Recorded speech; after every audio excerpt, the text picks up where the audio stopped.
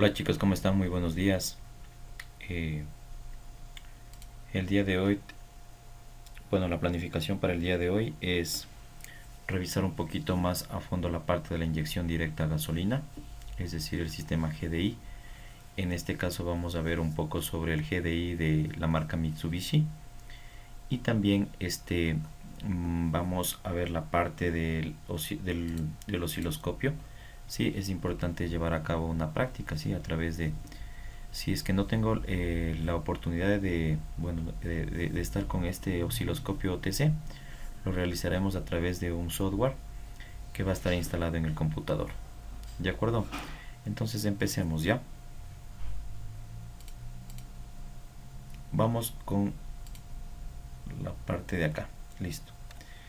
Empecemos con la inyección directa a gasolina. ¿Sí? Como les había dicho, la inyección directa a gasolina viene más conocida como GDI. En este caso vamos a hablar un poco sobre la parte de Mitsubishi. ¿Sí? Habremos, dentro del contenido está la parte de la introducción, la tecnología de este sistema y su principio de funcionamiento. ¿Ya? Dentro de la parte de la introducción es importante señalar que la inyección directa de gasolina de un automotor del peldaño más alto en tecnología de inyección electrónica. ¿Sí?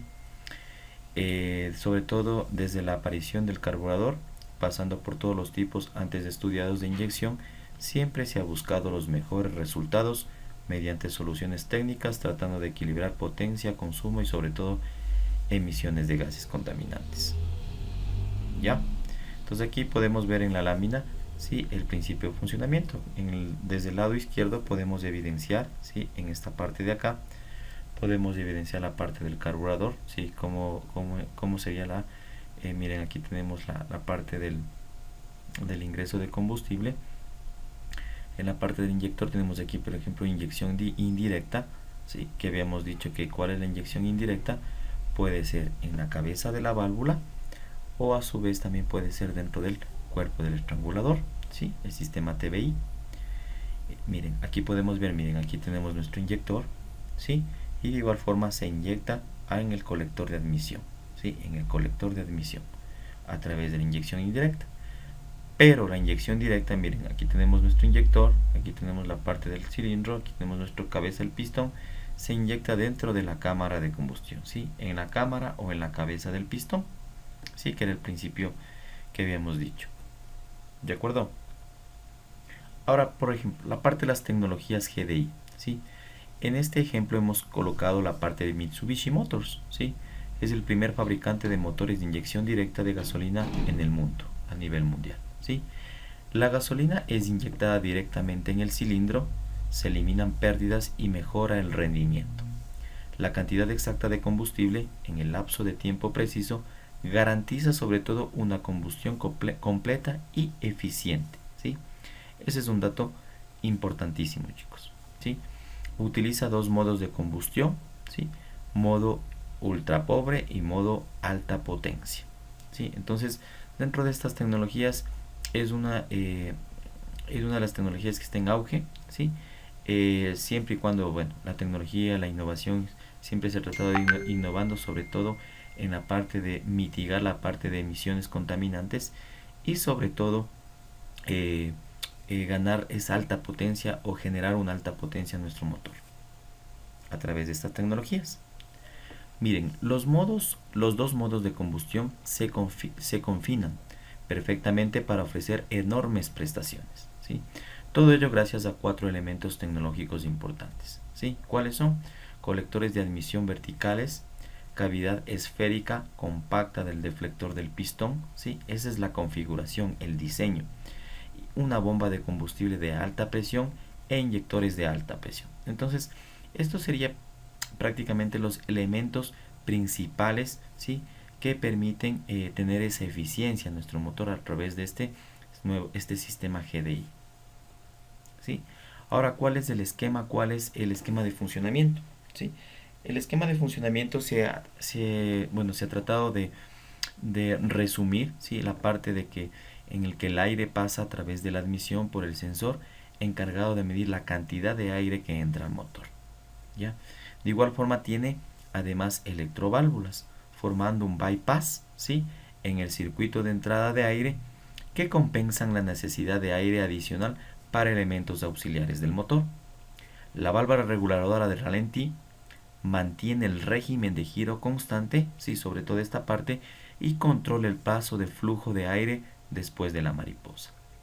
Miren, y finalmente la parte de la válvula EGR es de la recirculación de gases de escape. Recircula una parte de los gases del escape para que la presión y la temperatura no originen la aparición del NO2, ¿no es cierto? En esta parte, este sería el óxido de nitrógeno, ¿no es cierto? Entonces, en esta parte también es importante tener claro la parte cuál es el principio de funcionamiento de nuestra válvula, ¿sí?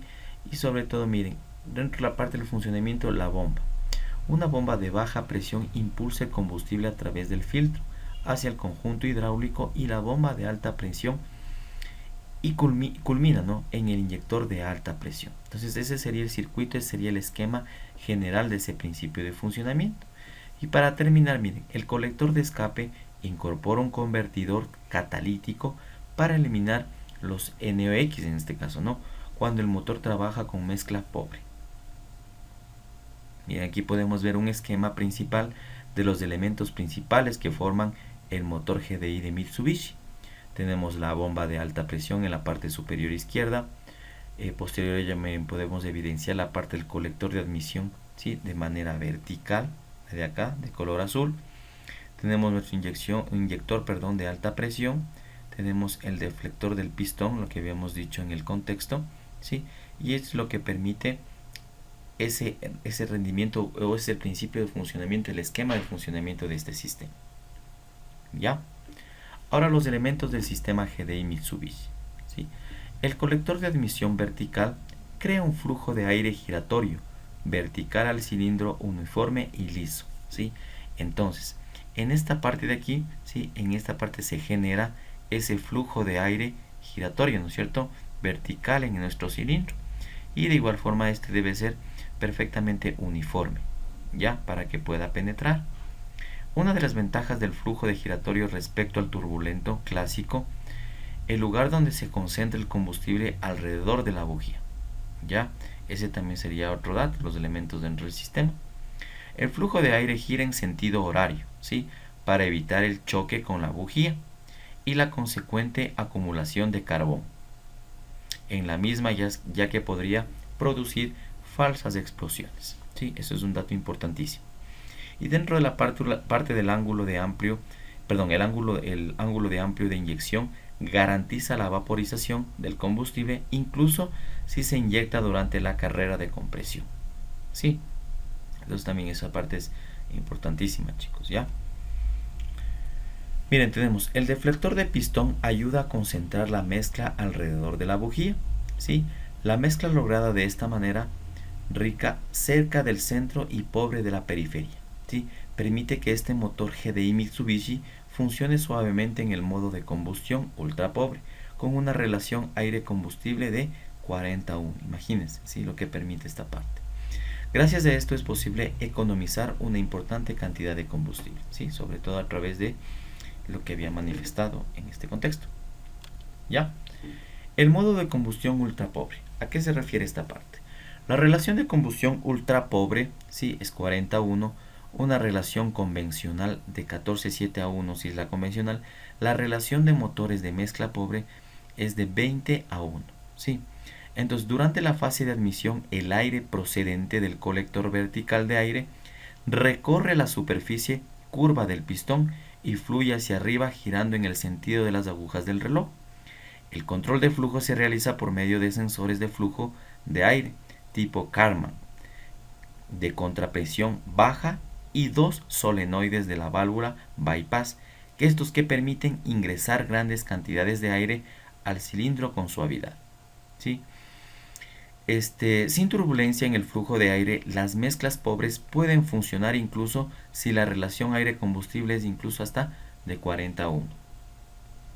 Miren, aquí podemos ver un esquema general donde podemos evidenciar la parte de la bujía, la parte del inyector, cómo es el trabajo, la pulverización del combustible, ¿sí? Y de esta manera desde una parte lateral, ¿no?, donde sería el flujo, ¿sí? Aquí se genera en la parte ya de simulación, hablemos así, cómo ingresaría aquí en la parte de la cámara.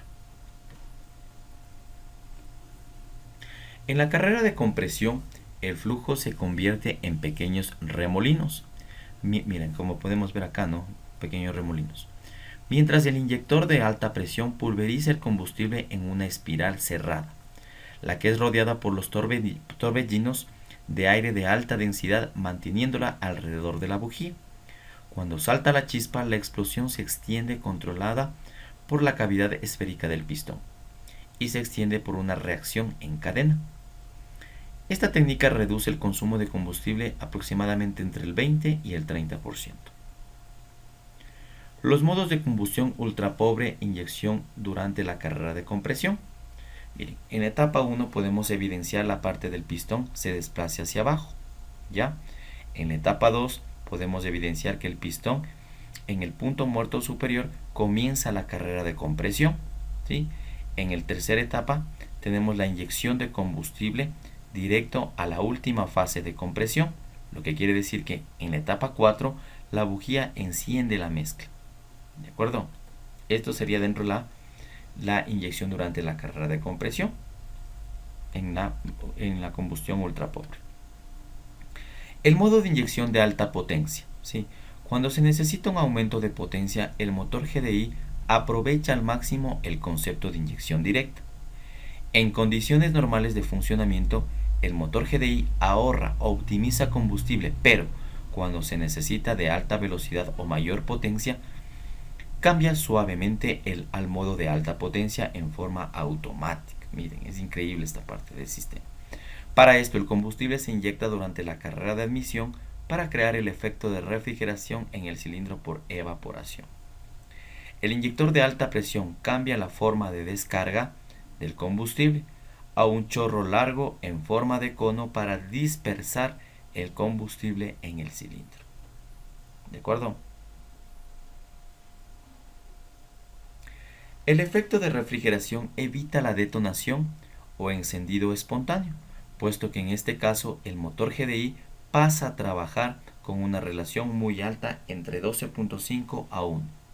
La alta relación de compresión y el elevado volumen de aire conseguido por la refrigeración del cilindro, además de la longitud y disposición de los colectores verticales, crean un efecto similar al de un turbocargador, es decir, sobrealimentación. ¿Ya? Entonces básicamente este sería el principio o el resumen general de nuestro sistema GDI, ¿sí? Este sistema GDI, como les decía, es el boom en la marca Mitsubishi, ¿sí? Esta tecnología ha permitido, como les decía, optimizar este combustible, ganar mayor potencia al motor, mayor rendimiento y de esta manera, bueno, mitigar las emisiones de gases contaminantes. ¿Ya? Entonces, chicos, ¿cuál es el desafío para la clase del día de hoy? ¿Sí? El desafío va a ser que ustedes revisen este material, ¿sí? Revisen la clase que está siendo grabada y ustedes van a generar un foro, ¿sí? Van a elaborar un foro de manera autónoma y de igual forma deberán comentar a sus compañeros, puede ser, si es que están de acuerdo a lo que manifiesta su compañero, puede estar a favor, puede estar a discrepancia, pero que sea información relevante, ¿sí? Que sea en realidad algo que comprendieron en función a las láminas que se presentó en este momento. ¿Ya? Ese va a ser el desafío para la clase del día de hoy. ¿De acuerdo? Adicionalmente, veremos, no sé si es que sea pertinente ver algo sobre la parte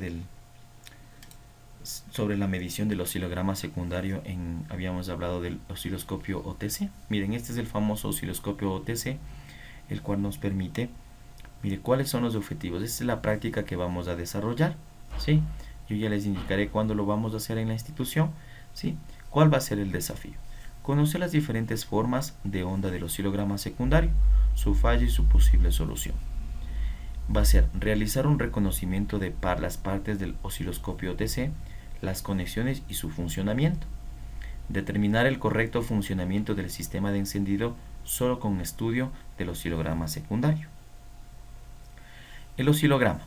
Un oscilograma de encendido es la fotografía, ojo, de la conducta de la energía electromagnética, del sistema de encendido.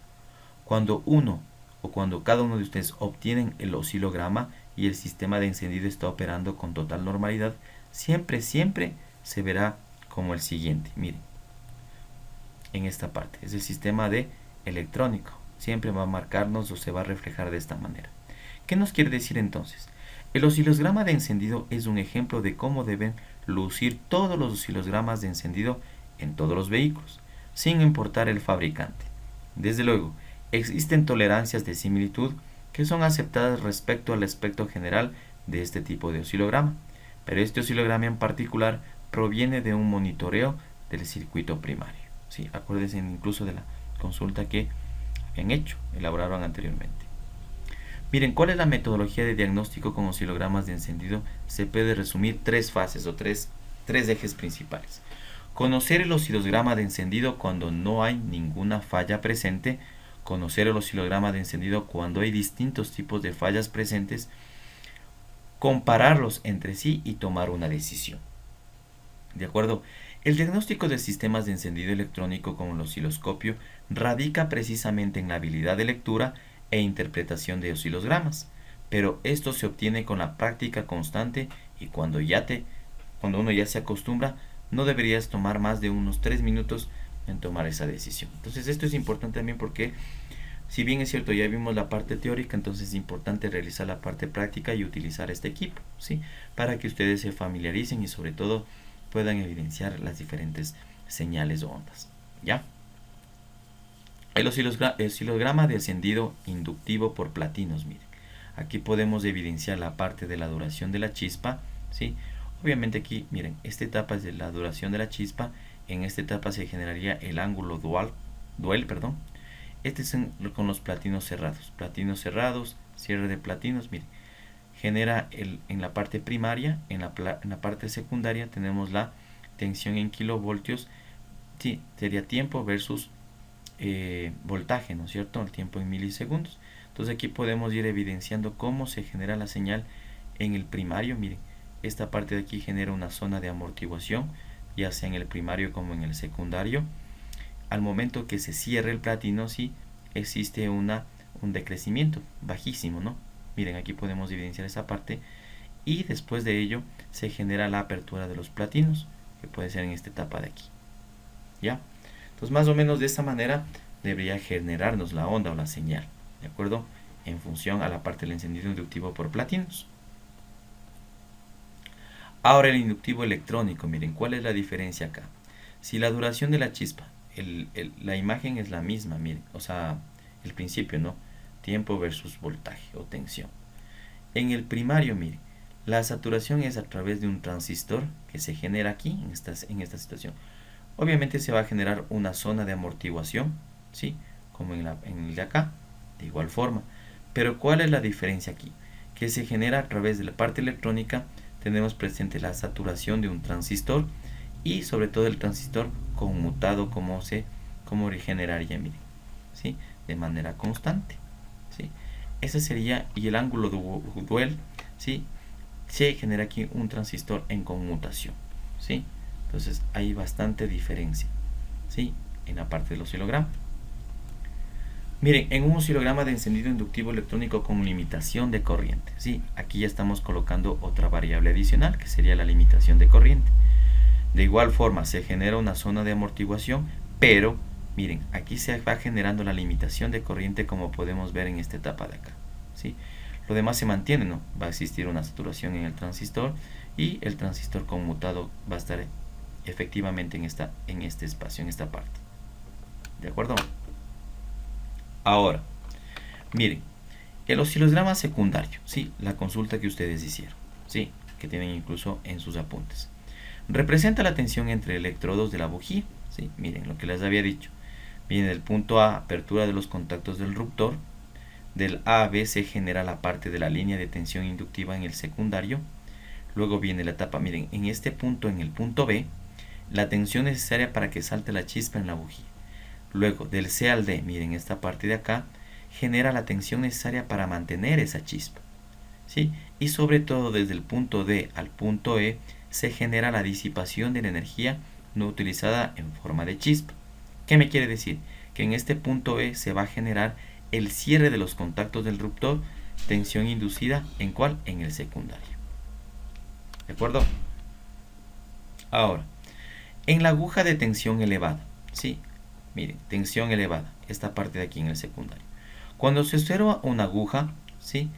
De tensión, miren, cuando se observa la aguja, ¿no es cierto? La aguja de acá, de tensión alta, la causa puede estar en esta misma bujía, a causa de una excesiva separación entre el electrodo, ¿sí? Entonces, ¿es por qué? Porque no está bien calibrado nuestro electrodo en la bujía. La separación hace aumentar la resistencia entre los electrodos y para conseguir crear el arco eléctrico es necesario incrementar esa tensión, ¿sí? Si estos electrodos de la bujía están sucios, también se produce el mismo fallo, ¿sí? ¿Cuál sería la solución o cuál es la solución a esta problemática? Es, como les decía, limpiar primero y calibrar nuestra bujía, ¿sí? ¿De acuerdo? Ahora, miren, si yo obtengo o logro evidenciar una aguja de tensión relativamente baja, miren, la aguja de tensión la podemos ver aquí en la imagen, es relativamente baja, ¿sí? Una aguja de tensión, miren lo que dice el contexto. Una aguja de tensión baja puede estar causada en esa misma bujía a causa de una reducida separación entre el electrodo, ¿sí? Esta situación ofrece una menor resistencia entre los electrodos, reduciendo la tensión necesaria para crear el arco eléctrico. Para la causa más importante se encuentra en los cables de alta tensión del circuito secundario al fallar el aislamiento de uno de ellos. Si la derivación de la corriente es muy grande, la aguja de tensión se reduce e incluso no se produce el salto de la chispa en la bujía, lo que ecuaciona el cilindro afectado deja de proporcionar energía ¿a quién? Al cigüeñal. Para proceder a la reparación, a la solución de esto, habrá que revisar y comprobar el estado de nuestras bujías, la compresión de nuestros cilindros y la resistencia de los cables del circuito del secundario. ¿De acuerdo? Este sería como un tips, ¿sí? En función a esta problemática.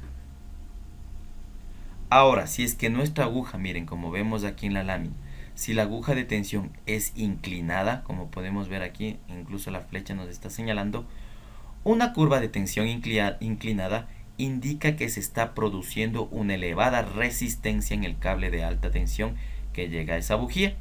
La resistencia del cable tiene función antiparasitaria. ¿Ya qué quiere decir? Pero que con el tiempo esa resistencia aumenta y dificulta el salto de la chispa. El resultado es una tensión elevada al inicio del salto de la chispa que disminuye con el tiempo hasta alcanzar los valores normales. Miren, ¿cuál es la solución a esta problemática?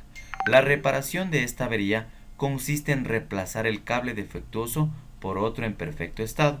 En algunos vehículos los cables de bujías apenas tienen resistencia, quedando la función antiparasitaria en los capuchones de las bujías. En este caso simplemente hay que cambiar o sustituir el capuchón que esté defectuoso. ¿De acuerdo? Miren las conexiones del osciloscopio OTC. Sí, ¿cuál es la dinámica? La dinámica, como podemos ver aquí en la imagen, conectamos el cable a uno de los dos canales que tiene el osciloscopio OTC. Miren, lo que se refiere a la masa, el mismo cable tiene la masa incluida. ¿De acuerdo? Posterior a ello, miren, la primera opción, escogemos el número de cilindros que tiene el vehículo, al cual se va a realizar la prueba. Sí, miren, número de cilindros 4 por lo general.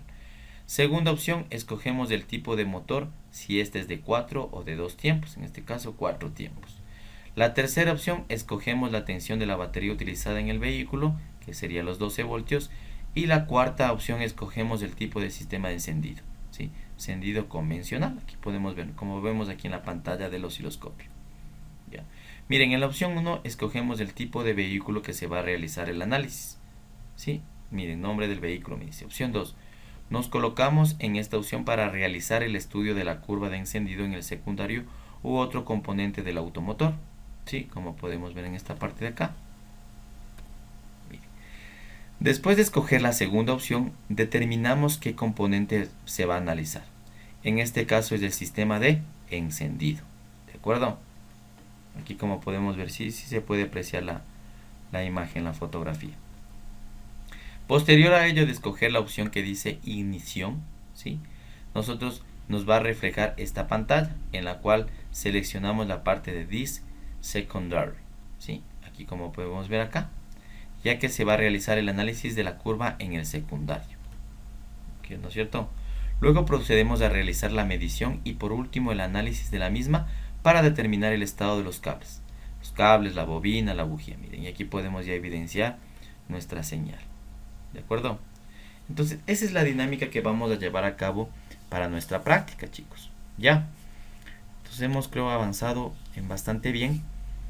Ahora, adicional a eso, es importante también que ustedes ya descarguen su programita, el iWire, ¿sí? Si bien es cierto, les expliqué, pero nuevamente voy a hacerlo acá en pantalla. Si tenemos en programas, yo les había pasado, van a dar doble clic en la parte del iWire, ¿sí? En la parte del iWire, ¿sí? Y nos vamos a dirigir, miren, en la carpeta Livewire, doble clic izquierdo. Y nos vamos a dirigir en la parte de acá, donde dice livewire.exe, doble clic. Entonces de manera automática ya se va a abrir nuestro programita. Y nos va a indicar aquí una pantalla clave que dice, ¿qué van a hacer? Crear un circuito. Doy clic en crear un circuito. ¿Ya? Entonces en esta parte, chicos, ¿qué vamos a hacer? Miren, aquí tenemos las diferentes herramientas. Ustedes van a investigar. Bueno, van a monitorear todo este programa que nos puede brindar, ¿ya? Para realizar un circuito abierto y un cortocircuito que habíamos hablado la clase pasada. ¿De acuerdo? Entonces coloquemos ya. Hagámoslo rápidamente. Tenemos, por ejemplo, aquí tenemos una batería. Necesitaremos una tierra. Miren, ground, tierra, por acá. Voy arrastrando, ¿no es cierto? Voy a necesitar una lámpara y una resistencia.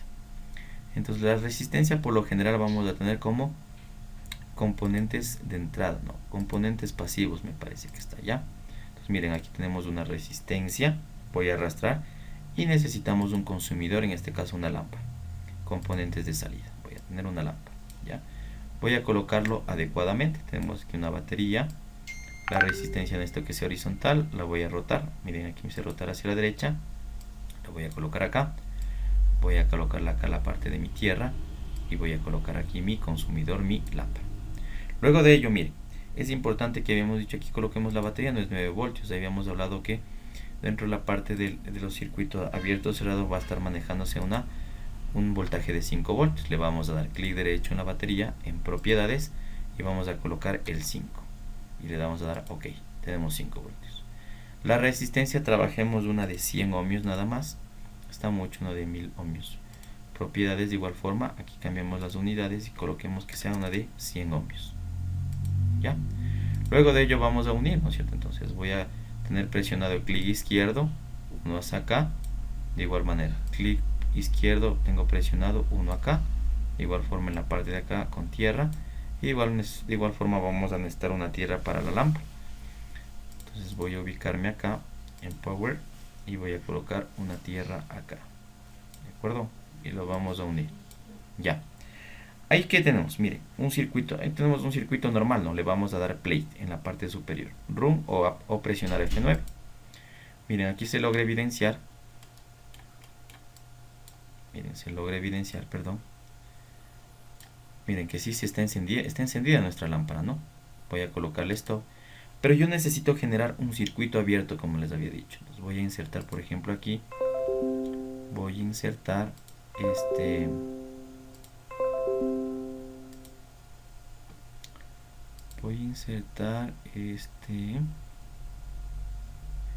un texto, ¿ya? Insertar texto box, me dice. Entonces voy a colocarle en este extremo de acá. Este va a estar representado, ¿cuál? Mi circuito abierto. Circuito abierto, ya. Voy a colocarle aquí circuito abierto. Este va a ser mi circuito abierto. Entonces, ¿cómo yo lo abro para poder evidenciar? Entonces voy a copiar, ¿no? Para no estar dibujando voy a seleccionar, voy a control C y voy a colocarle acá abajo, control V, ya. Este de aquí incluso podemos seleccionar y suprimir, eliminamos esta línea de aquí, voy a eliminarla ya. Voy a eliminar esta línea de acá, voy a hacerlo más acá a mi lámpara, conjuntamente voy a arrastrar la tierra de igual forma.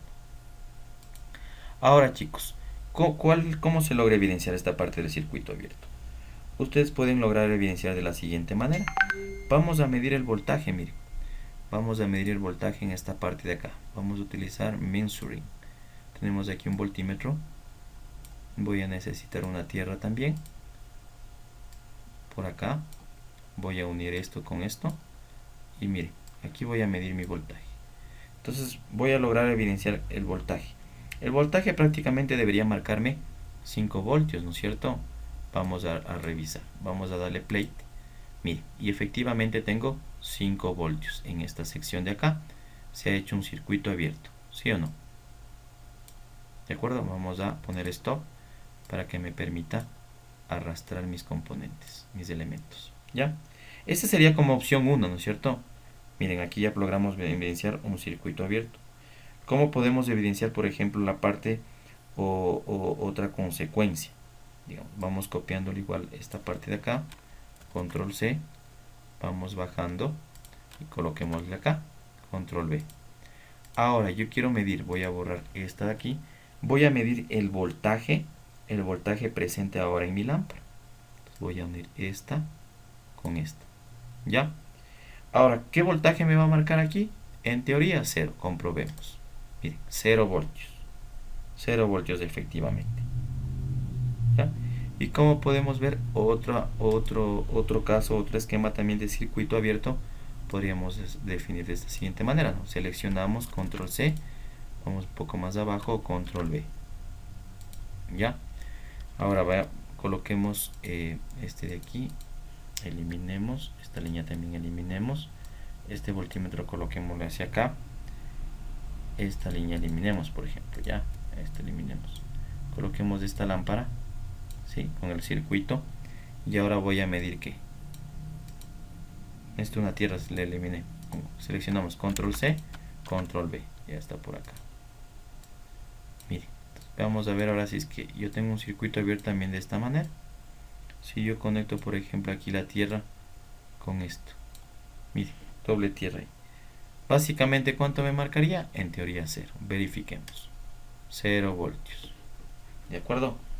Entonces sería, por ejemplo, la dinámica de un circuito abierto. Del circuito macro, hablemos de este circuito de acá, podemos ir definiendo ¿cuántos? 3 circuitos diferentes, 3 esquemas, ¿no es cierto? De circuito abierto. Ahora, ¿cómo yo definiría, por ejemplo, de un cortocircuito? ¿Ya? Entonces vamos a colocar aquí, insertar, voy a colocar, no, tenemos que ponerle stop, ¿no? Stop, nuevamente, insertar por acá, vamos a irnos a texto, y voy a colocar aquí cortocircuito. Ahora hagamos el caso de cortocircuito. ¿Ya? Ahora en el caso de cortocircuito, miren, de igual forma no voy a necesitar una batería, voy a necesitar una tierra, voy a necesitar una resistencia que estaba en componentes pasivos, ¿no? Una resistencia, voy a necesitar una lámpara que estaría en componentes de salida, por acá, ya, y nuevamente una tierra, ¿no? Por acá una tierra, por acá, listo. Esta parte de acá vamos a, listo, acá voy a perdón, este sería el cortocircuito, ¿no? Desde esta etapa de acá. Entonces voy a unir esta parte de acá, esta parte de acá, con mi tierra, y de igual forma, ¿no? Es el mismo esquema, ¿sí? Voy a colocar las propiedades, ¿no? Mi batería que sea de 5 voltios. Aquí la resistencia, bueno, dejémosle de 1K, ¿no? Y no hay problema. Verifiquemos si es que trabaja. Sí, efectivamente sí se enciende, miren. Apenita se ve que está encendido, ¿sí? Y se enciende. Ahora voy a verificar la parte de cortocircuito. ¿Cómo yo puedo generar un cortocircuito? Miren, voy a colocarle en este extremo de acá. Voy a copiar el mismo circuito. Perdón, control Z. Voy a copiar el mismo circuito, control C, control V por acá. Entonces, ahora cortocircuito, ¿cómo yo lo puedo hacer? Miren, tengo aquí mi lámpara, voy a colocar mi voltímetro de igual forma, ¿no? Measuring. Voy a colocar aquí mi voltímetro y una tierra también necesito, ¿no es cierto? Voy a colocar aquí mi tierra. ¿Ya? Ahora, el cortocircuito se podría generar, miren, si es que yo trazo, por ejemplo, una línea, tengo presionado el clic izquierdo, ¿no? Trazo de aquí a acá, nuevamente clic izquierdo y para acá arriba, aquí. Ahí estoy generando un cortocircuito. Y de hecho yo puedo medir, ¿no es cierto? Voy acá, clic, clic y clic. Ya, miramos acá. Miren, prácticamente al generarse este cortocircuito me va a marcar un voltaje de 0 voltios, ¿cierto? Ese sería como un primer esquema para verificar, ¿no es cierto?, un cortocircuito. Ahora, otro cortocircuito, ¿cómo yo logro evidenciar otro tipo de cortocircuito? Sí, veamos otra configuración. Stop. Voy a seleccionar nuevamente todo esto. Control C. En la parte de acá abajo lo voy a pegar. Control V. ¿Ya? Y coloquemos aquí. Miren, esta parte yo ya no quiero que sea de esta manera. Yo puedo definir que sea el cortocircuito desde el otro extremo. Por ejemplo, yo cojo, pongamos un poco más acá ya, para tener espacio. Yo voy a medir, por ejemplo, aquí, clic aquí, el voltaje. Pero aquí yo voy a generar un cortocircuito. Clic acá, perdón. Tengo presionado clic izquierdo, clic acá y clic acá. Miren, ahí también se generaría un cortocircuito. Básicamente, ¿cuánto debe marcar? 0 voltios, efectivamente. ¿De acuerdo? Pero si es que yo, por ejemplo, quiero hacer un cortocircuito desde tierra, por ejemplo, ¿a qué me refiero? Coloquemos stop y vamos por el tercer esquema. Control C, bajemos un poco más acá, control V. Miren, si yo lo digo lo siguiente, voy a borrar esta línea de acá, ¿sí?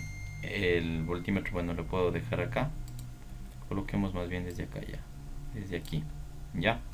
Y yo quiero generar el cortocircuito ahora en la parte de acá, miren, con la parte de acá. Entonces voy a darle clic izquierdo, presiono, tengo presionado el clic izquierdo, clic acá y clic acá. Por ejemplo, ahí, ¿me va a marcar aquí o no me va a marcar un voltaje?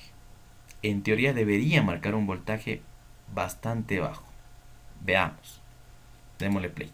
Mire, me marca un voltaje ya en microvoltios, 309.03. ¿Ya? Pero de igual forma, miren, ¿cuál es la diferencia al momento de generar este cortocircuito?